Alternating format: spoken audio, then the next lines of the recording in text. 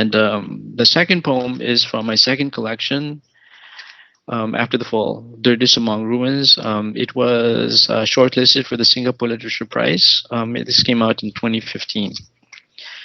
And the second poem is about letting go of wartime trauma. Earlier, we heard from poets who talked about war, right? And this is about a similar experience, but this is told from the point of view of British prisoners of war who were interned in Changi prison during the Japanese occupation. And then they actually painted a mural in the chapel of that prison.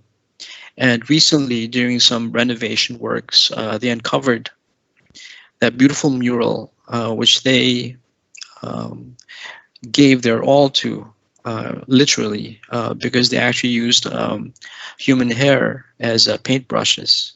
Right? So this is restoring a mural in Changi prison. It starts off with an epigraph from the Gospel of Luke, chapter 23, verse 34. Under layers of paint, like tar pits of memory, the wearied arms and legs of 5 half-naked POWs crouching in outline. They are the dead we mourn, who are raising Christ alive and golden on the cross in the mid-afternoon sun. As if mercy sprouts a leaf, breaking out of an ice floe, as if hope could summon sculpted captives from deep marble slumber out of a plastered tomb wall. As a British bombardier fights smooth-tongued death, wartime nightmares of raising blistered hands, bony after 3 years of want, of making brush bristles from hair and mixing paint with crushed chalk. The prisoner mixes linseed oil with salty sweat for body and gloss, his figure's eyes close to defeat, their spirit breaking at last the bonds of war. Right, thank you. That's the end of the second poem. And the third poem is from Anima Methodi, which Lacan mentioned. It's from this anthology, which I co-edited with the Singapore Literature Prize winning poet Desmond Kon. And we are actually co-editing a new anthology about healing. And you may want to check out the details on the Facebook wall of Poetry Festival Singapore. And so this is entitled A Lost Mother, and this it's an allegory also about the loss of one's country, right? That's a theme that I go back to because that's my existential experience. A lost mother.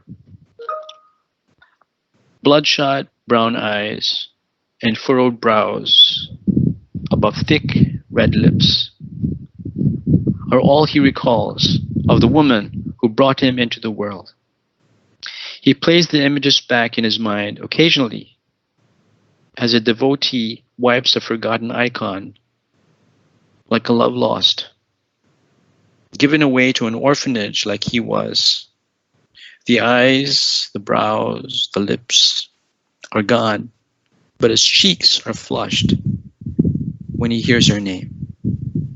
Like when a typhoon lashes his face and floodwaters soak his bare skin, or when lightning assaults the darkness, he wants to call out to her and peck her cheek, but is greeted by air when she releases her grip under the heavy rain. He wishes he had said something, held her hand, or left a trace, so one day he can bury his pain in her tight embrace. Thank you very much. That's the end of the third poem.